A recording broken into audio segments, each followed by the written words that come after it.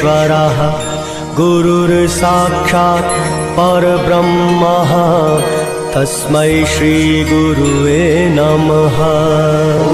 गुरुर्ब्रह्मा गुरुर्विष्णु गुरुर्देवो महेश्वरा गुरुर्साक्षात् परब्रह्मा तस्मै श्री गुरुवे नमः।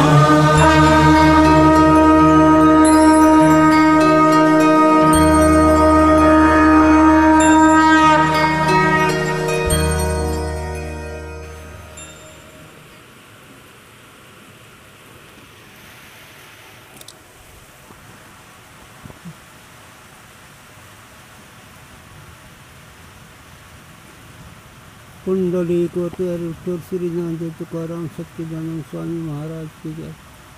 विनायकं गुरुनं येषां चरणसन्निध्या जीवा मुक्ता भवन्ति साखरं शिक्षातं ज्ञानदान परायण। विनायकं गुरुवंदे भवबन्धु ज्ञान प्रताप यशोवती ज्ञानेश्वर भगवान अर्जुन शरणम।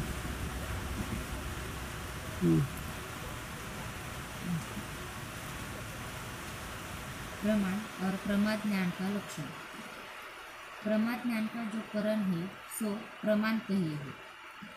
स्मृति से भिन्न जो अबाधित अर्थ को विषय करने वाला ज्ञान है सो प्रमा कहिए है। आता थोडी थोडी वाचते हां, थोडी दोन ओळी वाचा। विषय आपला असा त्याला प्रमा ज्ञानाचा विचार। प्रमा म्हणजे प्रमाणजन्य जे ज्ञान आहे त्याला प्रमा म्हणा। प्रमाण या शब्दाचा अर्थ दुसरा होतो करण असं होतो। आता ज्या प्रमाणाचे जे करण ते त्याचं प्रमाण म्हणावं। करण म्हणजे एक शब्दात फरक, प्रमाण करण। आता करणमध्ये थोडं फरक असतो, एक असाधारण कारण एक साधारण कारण। जसं डोळ्याला रूपाला डोळ्याची गरज आहे, पण डोळा हे करण झालं, रूप हे प्रमाय झालं आणि त्याचं ज्ञान प्रमा झालं। पण इंद्रियजन्य किंवा प्रमाणजन्य जे ज्ञान ते प्रमा असतं आणि ते प्रमा ज्ञान स्मृतीहून भिन्न असतं। स्मृतीहून वेगळं असतं, भिन्न म्हणजे वेगळं। स्मृतीहून भिन्न ज्ञान करणजन्य किंवा प्रमाणजन्य जे प्रमाचं ज्ञान त्याला प्रमा म्हणावं। स्मृति ज्ञान जो है सो प्रमाण नहीं है। स्मृति ज्ञान आहे ते प्रमाण आहे, कारण प्रमाणजन्य आहे, ते संस्कारजन्य आहे। काहे ते जो प्रमाद ज्ञान है सो प्रमाता के आश्रित होवे है और स्मृति प्रमाता के आश्रित नहीं। हां, आता प्रमाद जे ज्ञान आहे ते प्रमातेचे आश्रित आहे। प्रमाता म्हणजे अंतःकरणामधला जो आभास आणि त्या आभासाला याचं ज्ञान होतं झालं। प्रमाचं म्हणजे पदार्थाचं, मग घट आहे, पट आहे, पर्वत आहे, मग हे ज्ञान प्रमात्याचे आश्रित आहे आणि स्मृती प्रमात्याचे आश्रित नाही। किंतु साक्षी के आश्रित अंगीकार करी है, म्हणून स्मृती ही साक्षीचे आश्रित आहे असं मानलं जातं, अंगीकार केला आहे।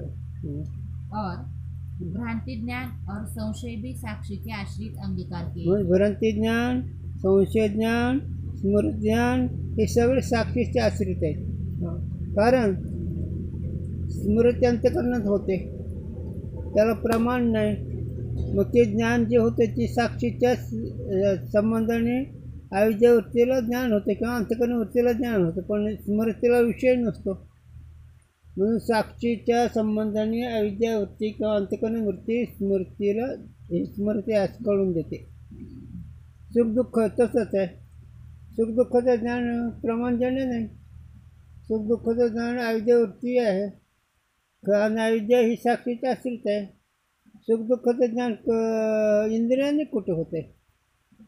सुखदुःख आहेत पण प्रमाणजन्य नाहीत। म्हणून सुखदुःखाचं ज्ञान आणि सुखदुःखही साक्षीचे आश्रित आहेत। इसी कारण से स्मृति और भ्रांति और संशय ज्ञान ये तीनों आभास सहित अविद्या की वृत्ति रूप है। हाँ, ते चालक नाही, म्हणून याप्रमाणे संशयज्ञान, स्मृतिज्ञान, सुखदुःखाचं ज्ञान हे अविद्यावृत्ती आहे. आणि अविद्यावृत्तीजन्य ही सुखदुःखाधिकाचं ज्ञान हे साक्षीचे आश्रित असतं. म्हणून यथार्थ अप्रमाण आहे. सुखदुःख, स्मृती, संशयज्ञान हे सगळे प्रमाण जन्य नाहीत, नाही. पण यथार्थ आहेत. अंतकरण की वृत्तिरूप नहीं, हाँ अविद्यावृत्तीच आहेत ते.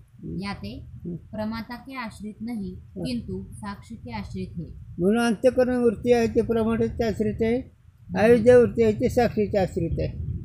व अविद्यावृत्ती म्हणजे ते सुखदुःखाचं ज्ञान, संशयाचं ज्ञान, स्मृतीचं ज्ञान. जो अंतकरण की वृत्तिरूप ज्ञान होवे सो प्रमाता के आश्रित होवे. जे अंतकरण वृत्तीजन्य जे ज्ञान असते ते प्रमाताचे नाव आभासाचं तेव्हा जेव्हाचे आश्रित असतं. मग आता हे घट आहे, प्रमाताचे आश्रित ज्ञान आहे. पट आहे, प्रमाताचे आश्रित ज्ञान आहे. हे जे काही 5 ज्ञान इंद्रिय जे ज्ञान आहे ते प्रमाताचे आश्रित आहे. किंवा 6 प्रमाण जे ज्ञान आहे ते प्रमाताचे आश्रित आहेत.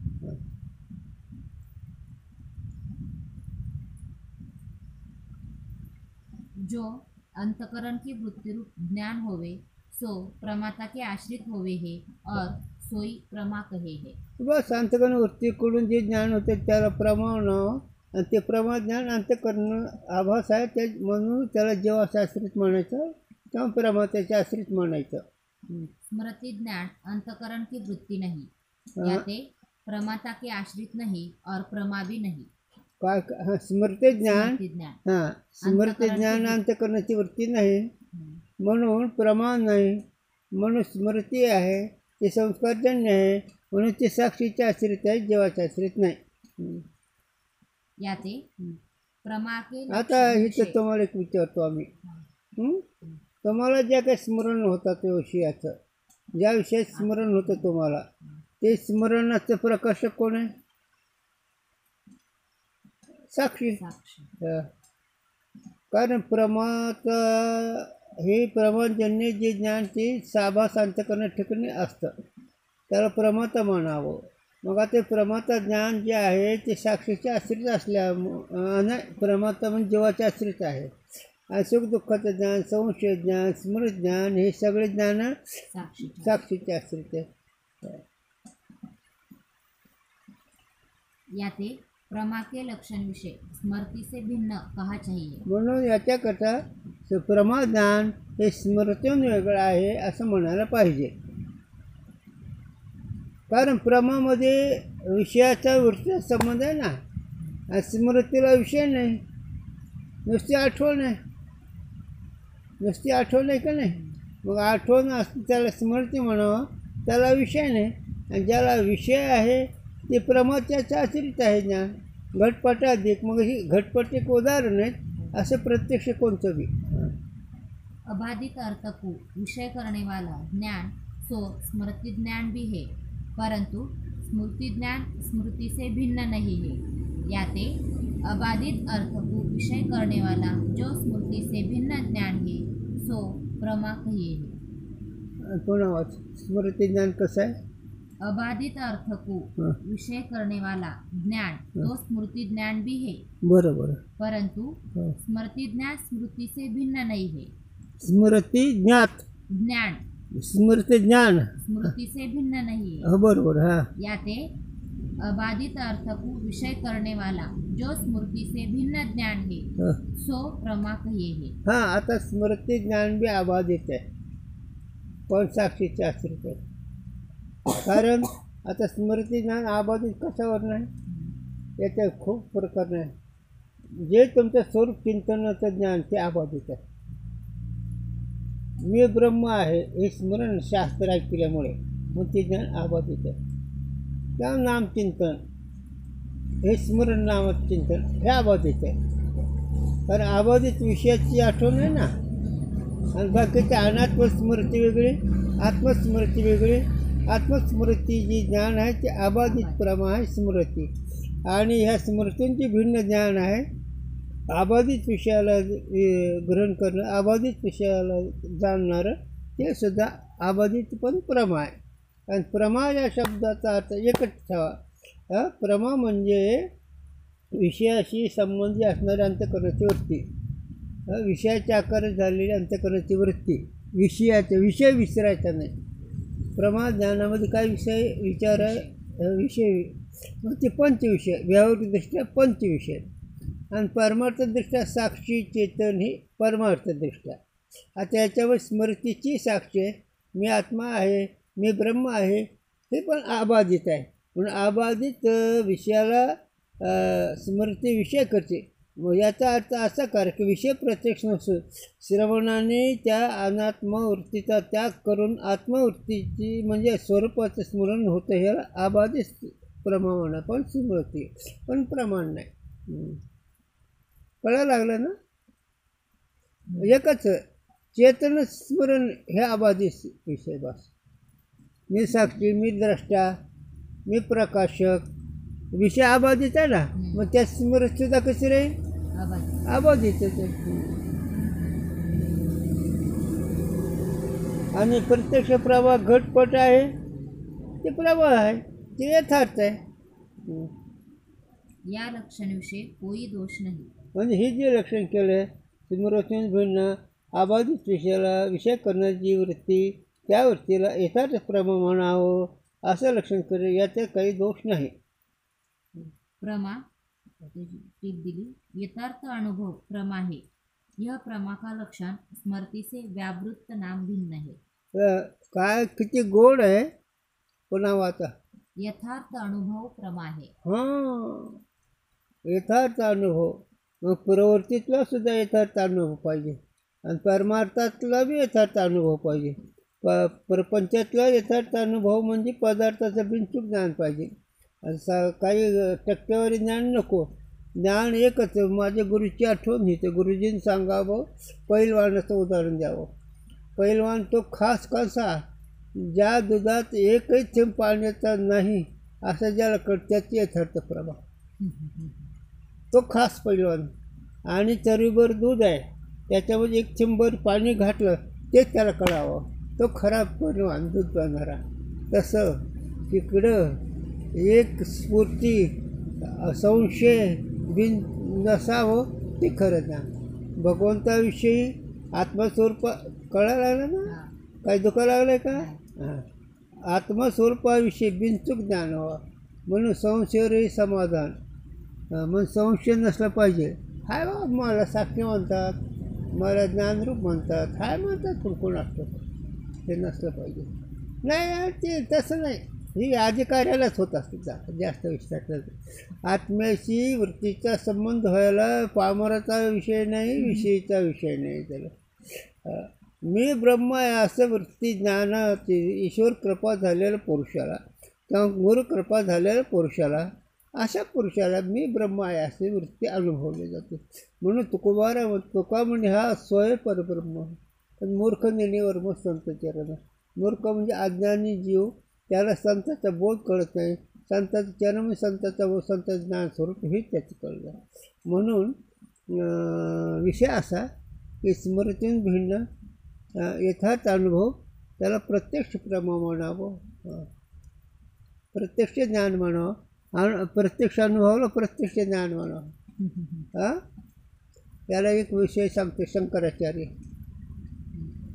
प्रत्यक्ष आत्मानुभव ते होय आहे. देहाशी आत्मबुद्धी दृढ व्हावी स्वप्न आहे. म्हणजे जसं देह दृढ आहे,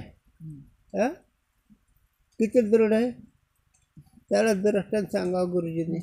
काय पागल. हां, आणि काठी काय गेली त्याच्या खाली, गवऱ्याखाली मोठी आहे पण ते पोत खाली गेले. गोम आहे गो, काळी गोम आहे. तेव्हा खाय तिथंच आहे.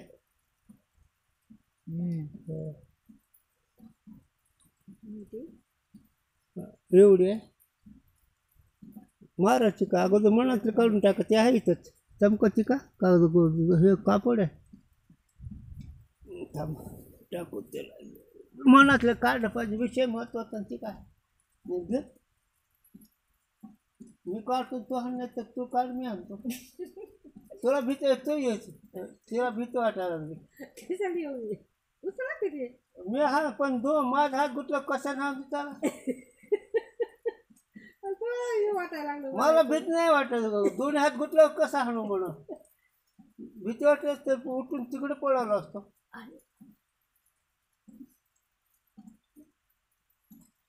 घेतली फॉर्म हातात.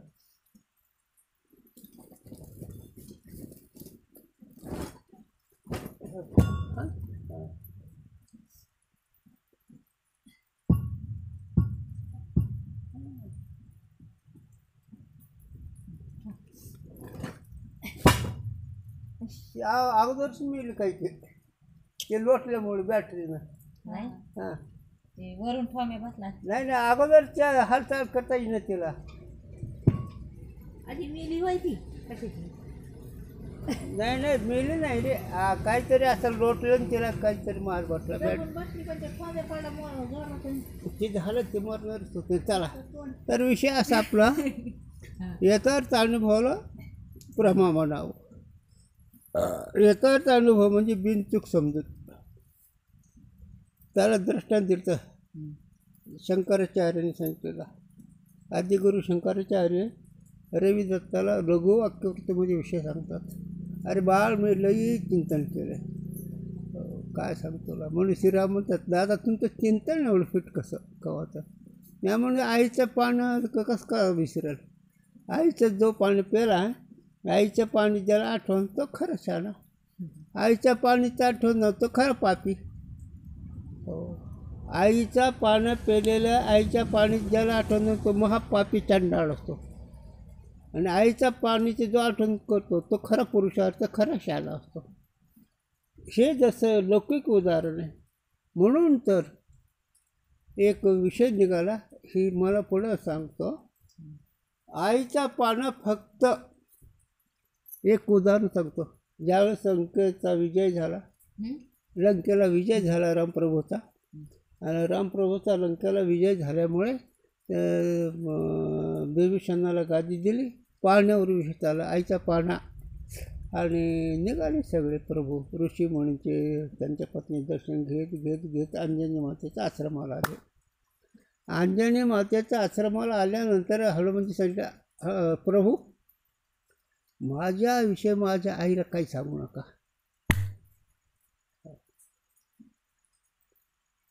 प्रभू हो म्हणे पण प्रेमाचं बरंच काय पाळणा याच्यावर विषय सांगतो. खास सांगायला फार वेगळं इतिहास चरित्र साधूंचे विचार भगवंताचे अवतार हे अलौकिक आहेत.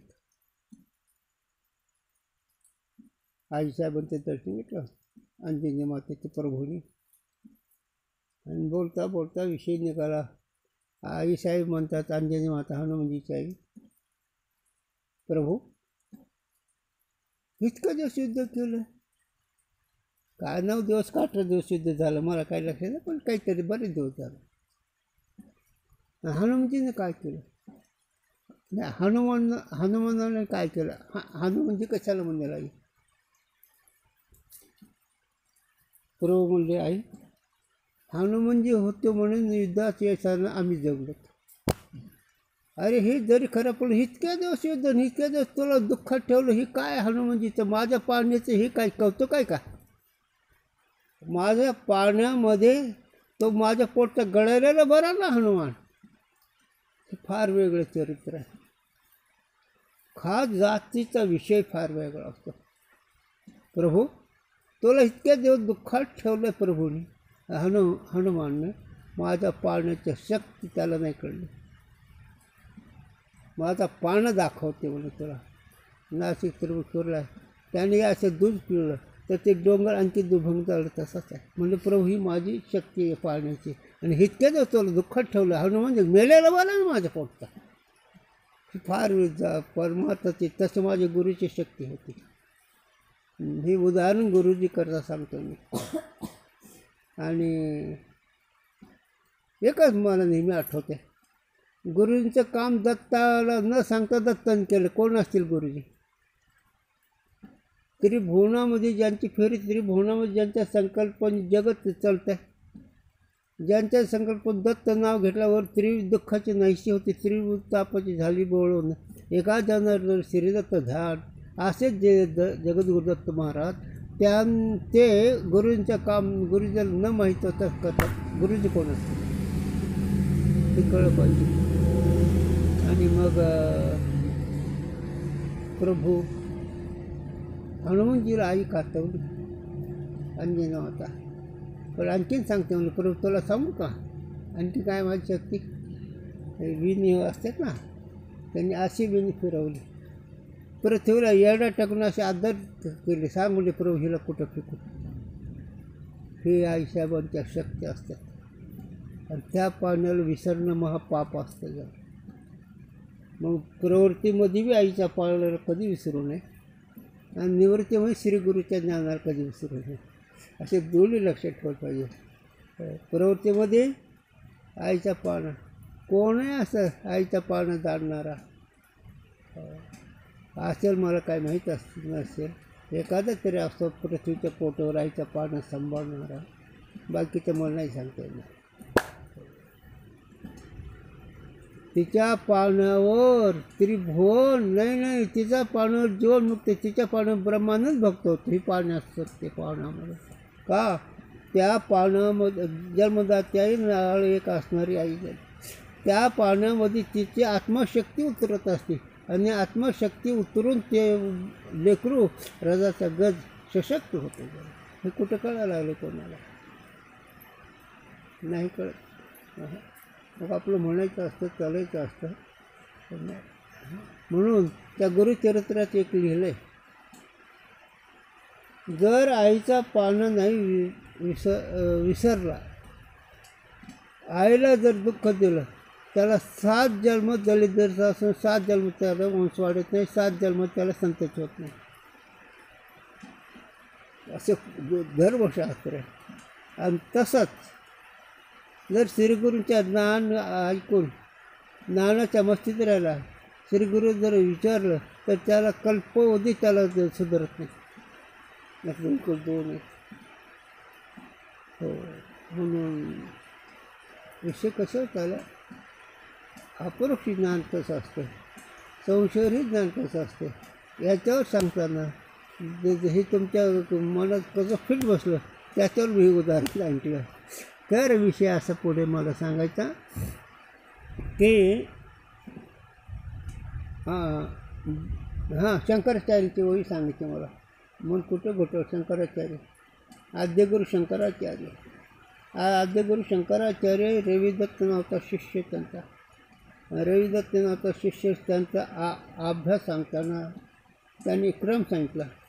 रूपास देखे चक्षु, चक्षु देखे मन, मनात देखे ब्रह्मात्मा आपण. हे असं मालिका. मनाला कोण बघतं, ब्रह्मात्मा आपण. आणि ही बिनचूक समजूत याची खूण काय, तर गुरुजींनी सांगावं, स्वतःला संशय येऊ नये आणि दुसरे संशय गाठले तरी येऊ नये. सोपर उत्थान राहील. ऐकून राहील शब्द. स्वतःला संशय येऊ नये, मी ब्रह्म आहे का नाही असा संशय येऊ नये, आणि दुसऱ्यानं जरी घातलं तरी संशय येऊ नये. याला अपरोक्ष म्हणून बिनचूक अनुभव. याला दृष्टांत देतात. आद्यगुरू शंकराचार्य अभ्यासाची शक्ती सांगतात. देह ऐशी आत्मबुद्धी, देहबुद्धी प्रत्यक्ष ऐकणे. कसे तुम्हाला सारखे म्हटल्यानंतर तुम्ही सारखे वेगळे आहेत का, सारखीच मी आहे असं वाटतं भ्रांतीखाली, सारखेच मी आहे, व्यक्तीच मी आहे असं वाटतं. त्याला प्रत्यक्ष म्हणावं. पण जसा देह प्रत्यक्ष आहे तसा मी आत्मा प्रत्यक्ष झाला पाहिजे. तशी देहात्मबुद्धी प्रत्यक्ष व्हावी स्वप्नामध्ये. काय आता देह ऐशी आत्मबुद्धी दृढ व्हावी स्वप्नामध्ये. देहबुद्धी जशी दृढ आहे तशी आत्मबुद्धी दृढ व्हावी. याचे खूण काय, स्वप्नात साक्षी द्रष्टा मीच आहे असं कळावं. त्याचं नाव दृढ अपरोक्ष. त्याला गुरुजींनी सांगावं. किती गाढवा तुम्हाला उभं केल्यानंतर मी गाढवा वाटेल आहे ना. किती गाढवा तुम्हाला उभं केलं मी गाढवा वाटेल. जसं गाढवच उभं आहेत पण गाढव वाटत नाही, तसं देहाधिक इंद्रियाच्या आत तुम्ही आहेत पण देहाधिक इंद्रिय तुम्ही नाहीत, हे निश्चित झालं म्हणजे ती दृढ अपरोक्ष. आणि हे बिनचूक कळावं. जसं बिनचूक वस्तू कळल्यानंतर जसा देह बिनचूक कळतो का नाही, आहे ना, देह बिनचूक प्रत्येक संकल्प, प्रत्येक इंद्रियाचा व्यवहार, शरीर दोन देहाचा व्यवहार बिनचूक कळतो.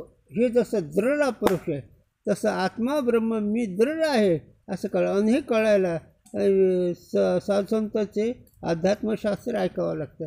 आणि हे अध्यात्मशास्त्र ऐकलं तर त्याच्या जन्माचा सार्थक आहे. नाहीतर जन्म आली वाया गेली, माझे म्हणून गुंतून मिली, मनुष्य परी कुत्री ते, असं नाथांचं म्हणणं आहे. जन्माली का, अरे जन्म आल्याचे सार्थक आणि विठ्ठलाची एक देखील या. जन्माचं जर खरंच सार्थक असेल तुकोबाराज सांगता, बाबा रे तुझ्या जन्माचं खरंच सार्थक असेल, भगवंताचं दर्शन होणं, भगवंताचं प्रगट करून त्याच्या पायावर डोकं ठेवणं, हेच जन्माचं सार्थक आहे. तसंच इथं बिनचूक वस्तूचा अनुभव याला यथार्थ प्रमाणाविषयी काय. म्हणून मी ब्रह्म आहे अखंड वाटावं, मी द्रष्टा मी साक्षी आहे असं वाटावं. इथं माझ्या गुरुची आठवण, गुरुजींनी सांगावं, ज्याला मी द्रष्टा आहे असं ज्याला निश्चित अनुभव आला त्याच्याकडे ये मला तर मी तुमच्या पायाखालून जाईन म्हणायचे.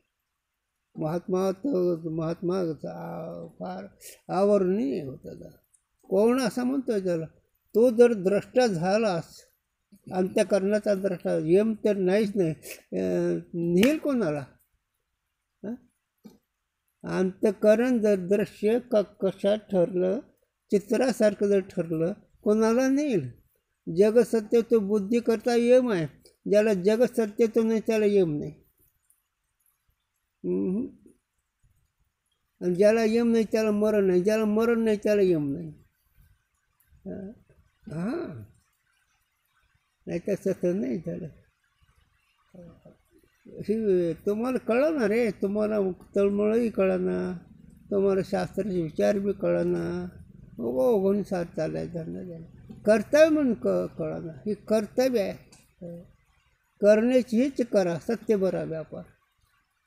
तो करा बाबा, खरंच आहे तेच सत्य करा, झालं सत्य करा व्यापार. पण नाही जमत, कर्तव्य हे आहे झालं. पोटा करता नाही ते कर्तव्य समजून काही करू लागले झालं. इथं इंद्रचंद्राधिक सुद्धा इथं कमी आहे झालं. हे सगळे अलीकडे. म्हणून अपरोक्ष अनुभव बिनचूक असावं. आणि बिनचूक अनुभव तुकोबारा आहे, ज्ञानोबारा आहे सांगतात झालं. काय म्हणतात माऊली, तुकोबारा आहे काय म्हणतात, तुका म्हणे आम्ही विधीचे जनिते, आम्ही वेदाधिक निर्माण केले, जगाधिक निर्माण केले आणि स्वयंभू आहे ते केले नव्हे. आम्ही कोणी जन्माला आलो नाही, आम्हाला कोणी केलं नाही, असं आम्ही स्वयंप्रकाशित पाहू. हे शेवटचा सिद्धांत तुकोबारायाने सांगितला. आणि माऊली तर म्हणते आत्मा राहतो, ज्ञान मात्रेची भरीव. अरे ज्ञान हेच आत्मा आहे, दुसरी वस्तूच नाही, अशी प्रत्यक्ष सांगतात. हो, आणि हे नरदेहाचं मुख्य कर्तव्य आहे. बाकीचे या व्यतिरिक्त येते माहिती दुःखाची गणते. हो, मोठ भांडं काढत नाही का, एका महाराजाचा खून केला एका महाराजाने. कशाला बोंबलो तो रे, मठामध्ये राहतो, मोठ कशाला बांधतो रे. एका झाडाखाली बसावा आणि देवाचं ध्यान कधी बसावं. एका झाडाखाली बसावं, सविकल्प निर्विकल्प समाधीच राहावं. तसं नाही झालं. म्हणून हे ज्ञान सगळ्याच्या विरोधात आहे. याचं कारण काय, अनाधिकारी म्हणून. शहाणा माणूस बरोबर ह्याला बिनचूक म्हणतो, आणि जे कुठे फाट्याला धरून करायला लागले हे म्हणते कोरडं. चला जास्त विस्तार नाही, माणसानं काही कळलं. यथार्थ अनुभव को प्रत्यक्ष प्रमा कही है, हे फार मोठं वाक्य आहे त्याला. स्मृति ज्ञान और षट प्रमा के विचारपूर्वक करण का लक्ष्य. आता स्मृती ज्ञान आणि 6 प्रमाणांद्वारे किंवा 6 करणद्वारे प्रमा म्हणजे ज्ञानाचा विचार. और कोई स्मृति ज्ञान को भी प्रमारूप माने है. हं. तिनके मत में प्रमा के लक्षण विषय स्मृति से भिन्न ऐसा नहीं कहना. आता काही शास्त्रकार स्मृतीला प्रमा म्हणतात. त्यांच्या मताने स्मृती ही स्मृतीतून प्रमा भिन्न आहे असं काही त्यांच्या मते नाही. स्मृती हीच प्रमा आहे. हा. किंतु अबाधित अर्थ को विषय करने वाला जो ज्ञान है सो प्रमा कहिए है. आता ह्याला रेग मारल्यासारखं म्हणतो. अबाधित विषयाला जे जाणणार आहे त्याला यथार्थ प्रमा म्हणावा, अबाधित प्रमा म्हणावा. प्रमा कशाला म्हणतात? प्रमा कशाला म्हणतात? ज्ञान. बस प्रमा म्हणजे ज्ञान. एवढा शब्द लक्षात ठेवलं पुरे. आमच्या एक मित्राच्या आठवण नगोत सांगत नाही, जाऊ दे. धाराशिव पण सांजे गाव तिथं एक आमच्या बरोबर सोपती होता ऐकायला. हास्याच्या गोष्टी काय म्हणतो. बरेचसे लोक असतात अनपड. नको विषय सांगत त्याला पुढे. भ्रांति ज्ञान जो है हाँ भ्रांति ज्ञान जो है सो अबाधित अर्थ को विषय नहीं करे है, हाँ किंतु बाधित अर्थ को विषय करे है. याते प्रमा का लक्षण भ्रांति ज्ञान में नहीं जाते. हाँ. आता भ्रांती ज्ञान कोणत्या विषयाला विषय करतं? बाधित विषयाला. मग बाधित विषयाला जे प्रमा भ्रांती ज्ञान आहे त्याला प्रमा कसं म्हणते? त्याला भ्रांती ज्ञानाचे विषय कोणते आहेत सांगतो मी तुम्हाला. माऊली सव्वाव्या सांगतो आणि मग त्याचं भ्रांतीचे चिंतन. भ्रांती या शब्दाचा अर्थ होय का नाही, नाही त्या गोष्टीला ती मी आहे म्हणणं. भ्रांती ज्ञान या शब्दाचा अर्थ समजण्याकरता. आता इथं दुसरं शास्त्र आडवं आलं आहे मला, पण ती सांगत नाही. भ्रांती ज्ञान म्हणजे नसलेल्या वस्तूला खरं मानणं, त्याला काय म्हणा? भ्रांती ज्ञान. सर्प खरं आहे का? बरं. मग त्याचं ज्ञान खरं आहे का? बरं. ही झालं इकडे. सिद्धांतात काय? हो. आता इकडे यायचं ना, तिकडे काय दृष्टांत. देहाधिक जगत सर्पाच्या कक्षात आहे. मी म्हणत नाही, तुकोबाराम रज्जू सर्पाकार्य भासिले जगदंबरे. तुकोबारांनी काय किंमत दिली ते त्यांनीच द्यावं, आपण पाठ करून सांगावं. हां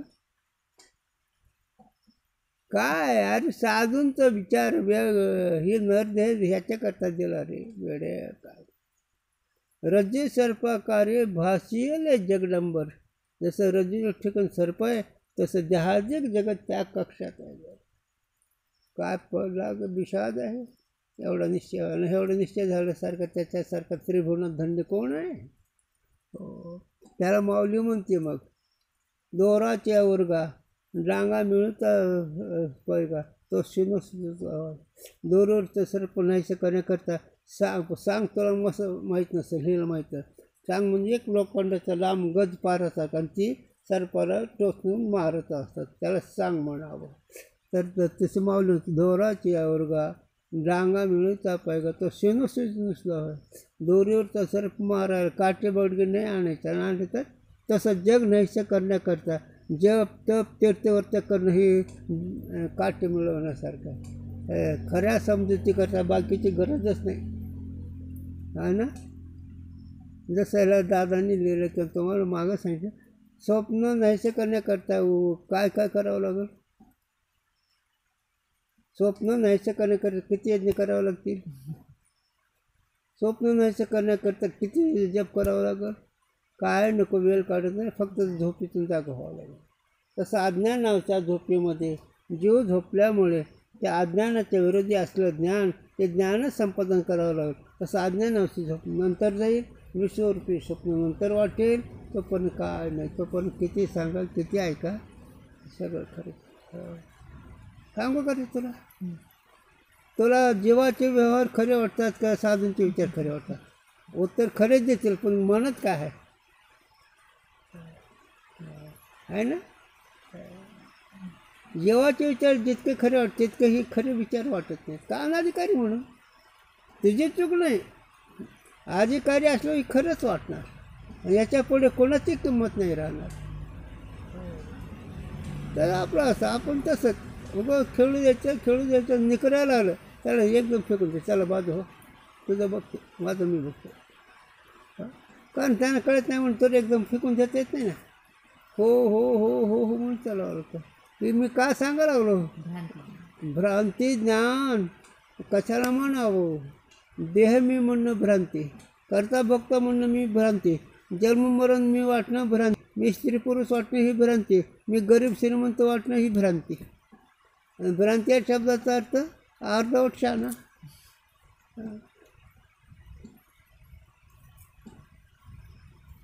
आणि भ्रांती निवृत्त झाली, दिसू लागली वाट, तिरुगुरु निवृत्ती राय मार्ग जावली सोजवळ. माऊलीहून ती भ्रांती निवृत्त झाली, मार्ग मला सोजवळ बिनचूक चांगला दिसू लागला. श्री गुरु निवृत्ती राय कृपा मजबूत म्हणून साधूंनी हे सांगितलेलं खरं. जिनों के मत में स्मृति ज्ञान विषय भी प्रमा व्यवहार है, तिनके मत में स्मृति ज्ञान अंतकरण की वृत्ति है. आता ज्यांच्या मतामध्ये स्मृती ज्ञान प्रमा आहे ती अंतकरणाची वृत्ती म्हणावं, आणि ज्यांच्या मतामध्ये अविद्यावृत्ती स्मृती त्यांच्या मतामध्ये प्रमाण आहे. अविद्या की वृत्ति नहीं. हां चालेच की. और साक्षी के आश्रित भी नहीं. हां ते सगळं प्रमा त्याच्यामध्ये जीवाच्याच आश्रित. किंतु प्रमाता के आश्रित है. काय स्मृति ज्ञान स्मृती. आता इथे एक खून सांगा थोडीशी, एक घेर लक्षात. स्मृती ज्ञान प्रमाणाच्या आश्रित कसं आहे, स्मृती ज्ञान प्रमाणाच्या आश्रित कसं आहे. मेलेल्या माणसाची आठवण करून रडत बसणं ते कोणाच्या आश्रित झालं, हे प्रमाताच्या.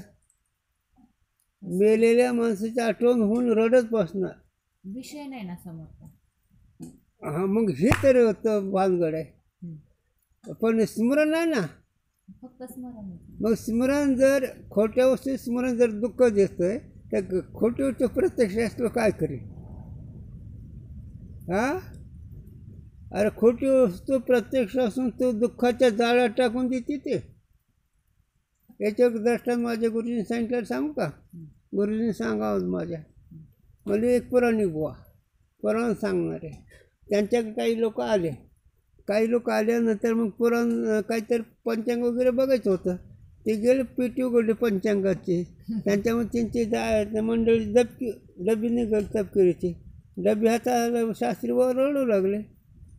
12 वर्ष झाली ती मेलेली, तर ती डबी पायवर रडू लागली. ह्याला काय म्हणायचं आहे, प्रमाताची आश्रित स्मृती, जीवाच्या आश्रित स्मृती. जीवाच्या आश्रित स्मृती असली की सुख दुःख देते, आणि अविद्याचे म्हणले की तिचं सुख दुःख न ती दृश्य होते.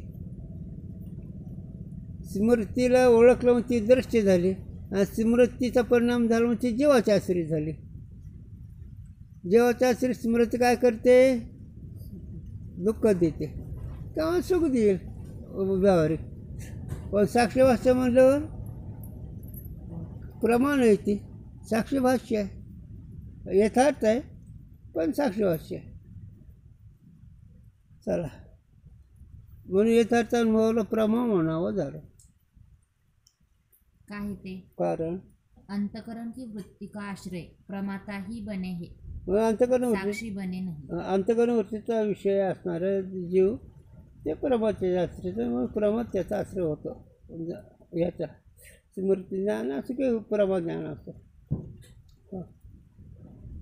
इस रीति से स्मृति ज्ञान किसी के मत में तो अंतकरण की वृत्ति है या ते प्रमारूप है, और किसी के मत में अविद्या की वृत्ति है या ते प्रमारूप नहीं है. हां मग काहींच्या मतामध्ये अंतकरण वृत्ती स्मृती रूप आहे म्हणून ती अंतकरणाच्या आश्रित आहे. काहींच्या मतामध्ये स्मृती ज्ञान हे अविद्याची वृत्ती आहे म्हणून प्रमातीचे आश्रित नाही, म्हणजे जीवाचे आश्रित नाही, ते साक्षी भाष्य आहे. अरे लय चिंतन गोड आहे रे, पण मी आपलं शब्द सांगत चाललो, काय करावं. कारण कोणतीही गोष्ट जी आठवण येतात ह्याला तुमच्या भाषा मनोराज्य आपलं स्वतःच. मनोराज्यामध्ये स्मरण नाही का नाही. आता मनोराज्य जर त्या मनोराज्याचे काही विकार वाटले तर ते जीवाच्या आश्रित मनोराज्य. आणि ते मनोराज्य नुसतं दृष्टी जर म्हटलं तर साक्षी अविद्यावरती जाणते. का? मनोराज्यामध्ये नुसतं मनोराज येतं, असं केलं तसं होईल, असं केलं तसं होईल, तसं केलं असं होईल, काही होत नाही, काही जात नाही, नुसतं मनाचे फवारे असते. म्हणून तुकोबाराय म्हणतात, न करी रे मन काहीच कल्पना. किंवा याच्यापेक्षा तुकोबाराय आणखी दुसरं बोलत असतं, अरे म्हणा माऊली पण म्हणतात मनोराज्य स्मृतीवर विषय चालला आहे. कोणा लक्षात स्मृतीवर विषय चालला, प्रमाय का प्रमाय. जर अंतःकरण स्मरण म्हटलं तर प्रमाता यथार्थ म्हणावं लागेल, साक्षी भाषा म्हटलं तर ते दृश्य म्हणावं लागेल. आता असो, याच्यावर विषय सांगायचा होता मला. जर मनाचे परिणाम, मनाच्या आठवणीचे परिणाम, मनामध्ये आलेले आठवणीचे विषय, मनामध्ये आठवणी आलेला विषय त्याला स्मरण म्हणा. विषयाची आठवण स्मरण म्हणा. विषय समोरच असतो. विषय हरवलेल्या वस्तूची आठवण म्हणजे काय? स्मरण. किंवा विषय समोर नसल्यावर त्या विषयाचं ज्ञान म्हणजे स्मरण. आता इथपर्यंत आपण आलो. मग याच्यामध्ये काय सांगायचं मला? काहीच्या मतामध्ये अविद्यावरती स्मृती आहे आणि काहीच्या मते अंतःकरणवरती स्मृती आहे. अंतःकरणवरती ही स्मृती म्हणणारे एक मत आहे आणि काही अविद्यावरती हे स्मरण साक्षीचे आश्रित आहे असं म्हणणारे एक मत आहे. मग याच्यामध्ये खरं कोणतं? खरं अविद्यावरती आहे त्याला, कारण प्रमाता नाही. चला पुढे बघू. भ्रांति ज्ञान और संशय ज्ञान ये दोनों सर्व के मत में अविद्या की वृत्ति है. हा, भ्रांती ज्ञान आणि संशय ज्ञान हे सगळे अविद्येचे आहे. आणि संशय ज्ञान इतकं वाईट आहे, माऊली म्हणते संशय ज्ञान ही खरं आहे का खोटं आहे, याला संशय म्हणा, ही खरं आहे का खोटं आहे. आणि हे अशा संशयाला माऊली म्हणते संशयाने थोर अनेक नाही पाप घोर, हा विनाशाचे वागूर प्राण्याशी. हे नाश करणारी वागूर प्राण्याला जर काय संशयाने घोर नाही, अनेक नाही पाप थोर. मोठं पाप जर काही असेल तर संशयासारखं मोठं पाप दुसरं नाहीच असं ज्ञानोबारायचं म्हणणं आहे. म्हणून संशय अधिकार परत अभ्यासाने संशय नष्ट करावा.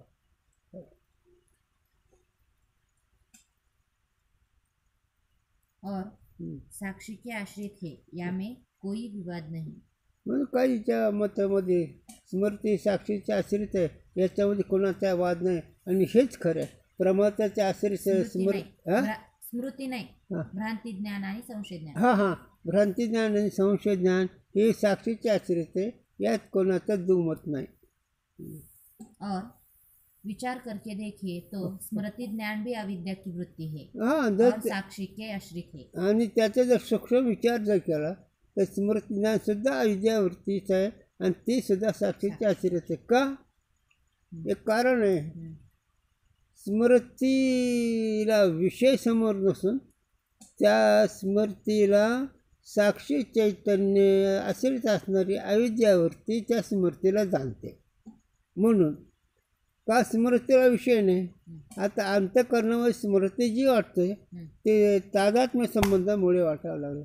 वास्तविक इतका संबंध आहे. आता ही संबंध खूपच सूक्ष्म आहे. हे संबंध किती सूक्ष्म आहे कळेल का तुम्हाला? आणि डोळ्यातून वृत्ती निघते, ते डोळ्यातून वृत्ती निघते आणि डोळा याच्यात किती सूक्ष्मता आहे, निवडता येईल का? पण वेगळे आहे का नाही? सूर्याला पाहणारी वृत्ती डोळ्यातून निघते की नाही? मग ती वृत्ती डोळ्यातून किती वेगळीपणा असेल. पण मी माझ्या डोळ्याने पाहतो असं वाटतं का नाही? मग डोळ्याने पाहतो का डोळ्याच्या द्वारे निघालेली वृत्ती पाहते? मग हे भेद कुठं कळतो? मग डोळ्याचं आहे असं वाटायला लागलं की नाही? तसं नाही झालं. म्हणून ही का सांगायची, जरा वेगळेपणा खूप सूक्ष्म आहे. आत्मा आणि अनात्मा फार वेगळं आहे, सूक्ष्म आहे. त्याला एकच संकल्प आणि संकल्प ज्ञान ही वेगळं वाटणं ही साधकाचा महत्त्वाचा विषय आहे. पण संकल्पच मी असं होतं ह्याचं नाव अज्ञान आहे, याचं नाव भ्रांती आहे.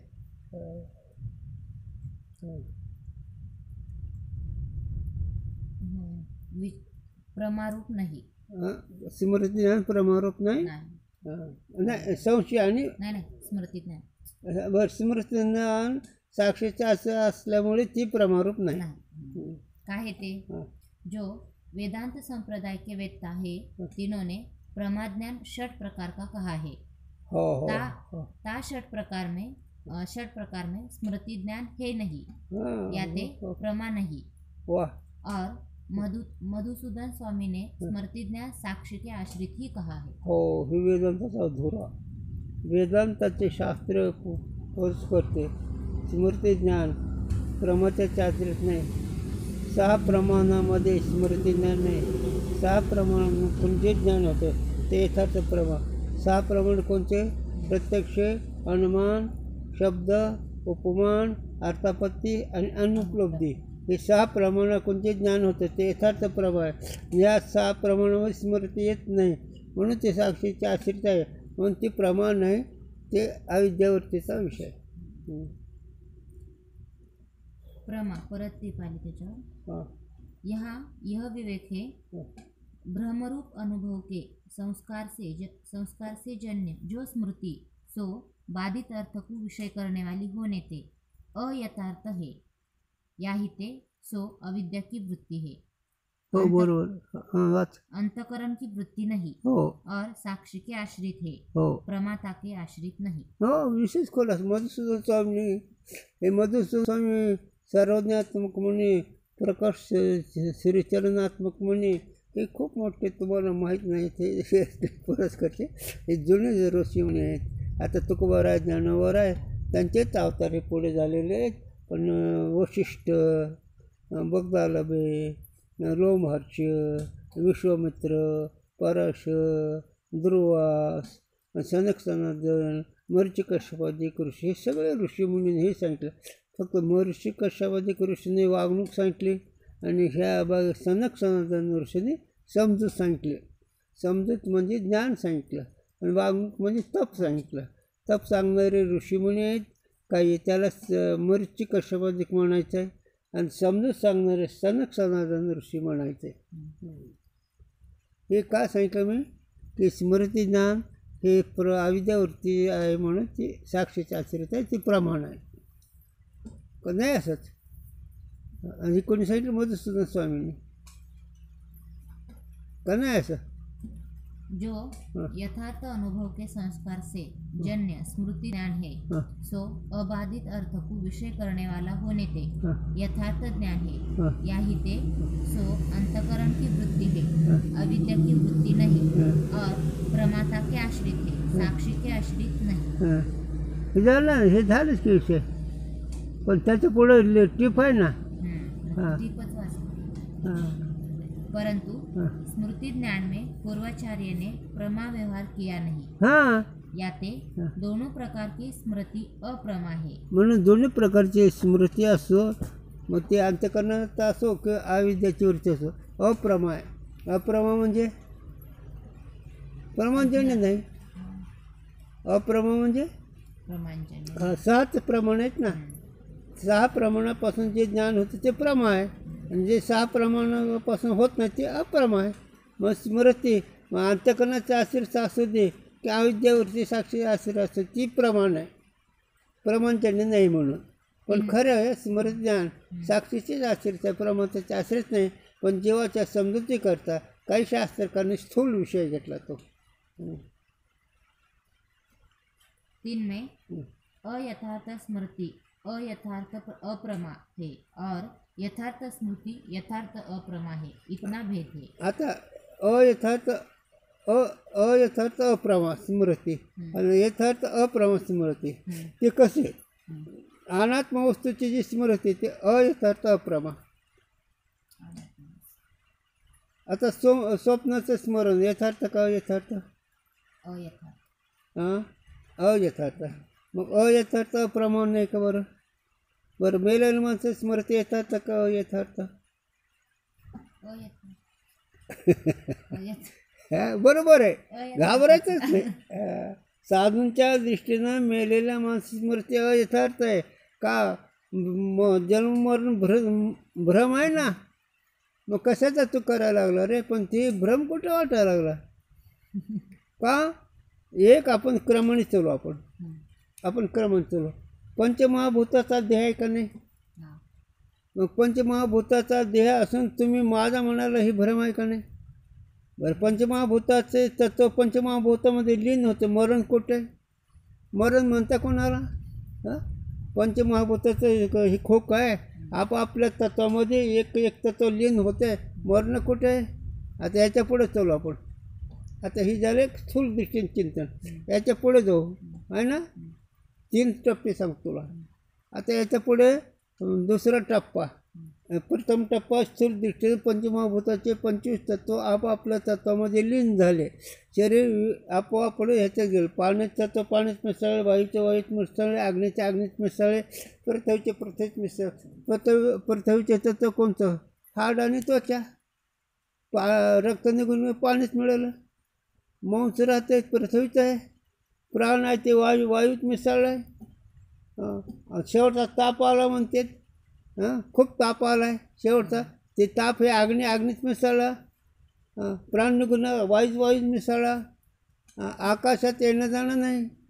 आणि हे पृथ्वी जे शरीर राहते ते हाड आणि त्वचाच राहते. केस हे पृथ्वीचे आहेत.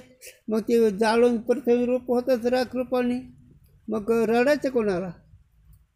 हे अगदी स्थूल दृष्टीचं चिंतन. आता त्याच्या पुढे सूक्ष्म जाऊ. नंबर 2मध्ये जाऊ. नंबर 1मध्ये पुढे जाऊ. अरे अरे हे घे रे, हे 15 घे. मग तुला तुझे जीवन मग वाटेल आई काय आहे. जन्म आलो साचे, आज फळं झाले साचे. तुम्ही सांभाळलेली संती भय निर्शिली खंती. हे जर निश्चितच 15 पडलं. भय तर नाही, भय निर्शिली खंती. भयाची एक खंती आहे. भीतीमुळे माणसं खंती करता की नाही? खंत म्हणजे भीती का नाही? हां, खंत या शब्दाचा अर्थ खंती करणं म्हणजे दुःखात राहणं. आणि इथं भय निर्शिली खंती. तुम्ही सांभाळलेली संती. आता संतांनी जर सांभाळ केला तर भय आणि हे नाहीच होतं. तर जन्म आल्याचे सार्थक. तर विषय ही कसा चालला की स्मृती किती प्रकाराचे विषय कशावर चालावा हे सांगायला होतात काय? मेलेल ते मला. हां, एक नंबर 2. आता दुसरा नंबर सांगतो. भ्रांतीवर विषय चालला आहे. आता मग दुसऱ्या नंबरचा टप्पा भ्रांती. स्वप्नातला मेलेला माणूस, त्याचे राग, त्याचं हे सगळं कुठं टाकायचं? मग स्वप्नात माणूस आहे का माणसाचा भ्रम मेलेला आहे? मी म्हणत नाही. तुकोबाराय सारी झाली मिली लटके वचन बद्धमुक्त शिन तुका म्हणे. तुकोबाराय म्हणतात हे झालं मेलं हे म्हणणं भ्रम आहे. सारी झाली मिली पद आहे ना. सारी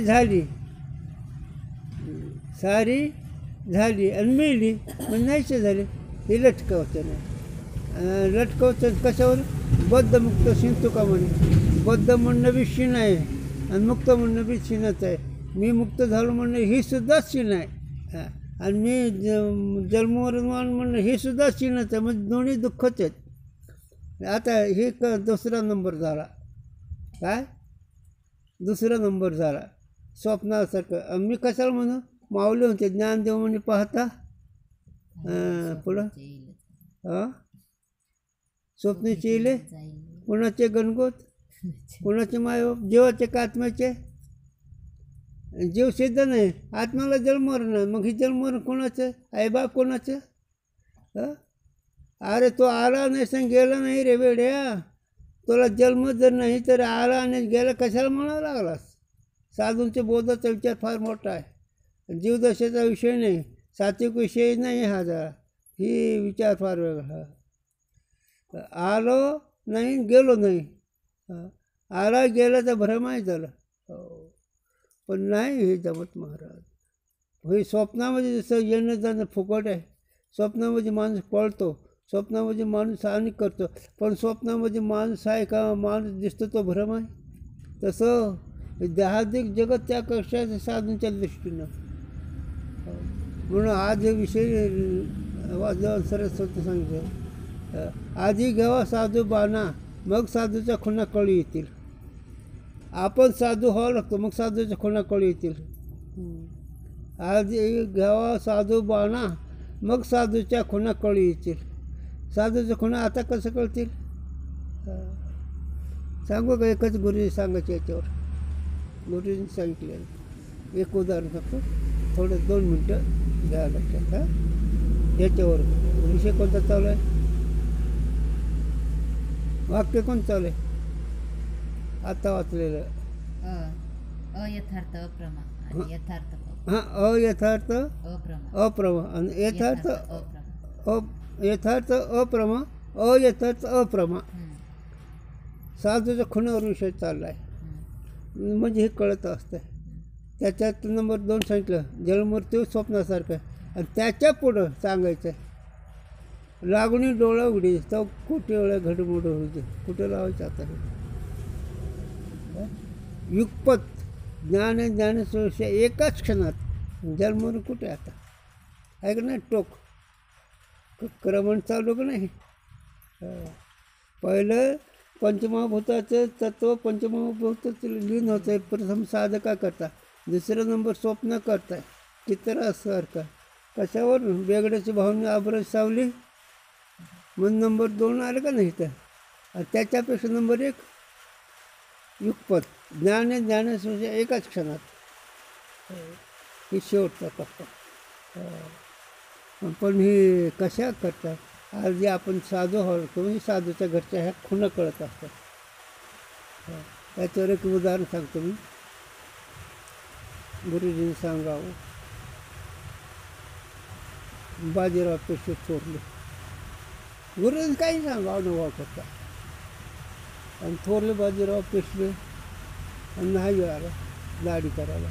आता नाही आल्याने ते वस्त्रात टकला. वस्त्रात टकलं ना, थोडंसं लागला. ते असं केलं बाजीरावने, थोरल्या बाजीरावने. वारे करते बोल महाराज, तुम्ही एवढे वस्त्राला असं जर रणात काय करत चालू, काय खरं? त्यावेळेस काय नाही बोलले. साधू बाणा काय नाही म्हणतो. दुसऱ्या दिवशी शिपायला सांगितलं, घरच्या वारकरी घेऊन काय गेला शिपाई. म्हणून तुम्हाला सरकारने बोलवलं. झालं, हातपाय गळाले त्याचे. पण काय करतो आता? झालं. आणि आला काहीच तरी. बाजीराव पेशवेने, थोरले बाजीराव बरं का, त्यांनी पोशाख घातला युद्धाचा, हातात भाला घातला. साधूच्या खोड टाळणं सोपं, कळणं सोपं. प्रसंगाने राम जाणे कोण, तुम जाणे कोणता हम जाणे. प्रसंगावर एवढीशी गो आली तर कपडे असं द्या सोडून. विनोदाचा विषय विनोद नाही आहे, परिस्थिती आले. मग ठेव पाय खाली, वर स्वतःचा पाय ठेवला, वरून भाला मारला. भाला मारल्यानंतर फक्त त्याला टोकच टोचावं, जास्त नाही मारला.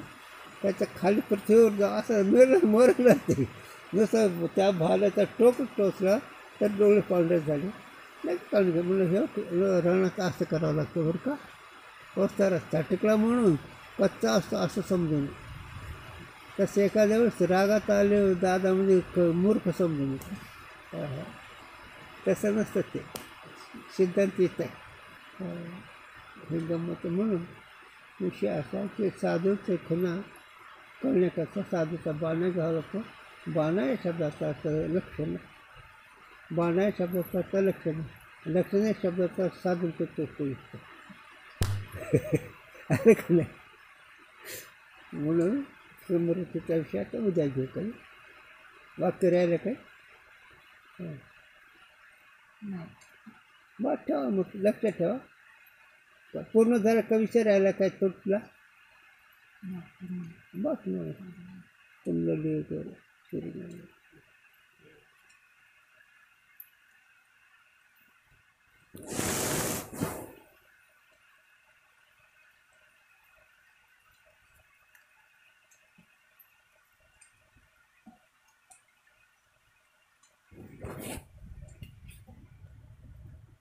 Oh.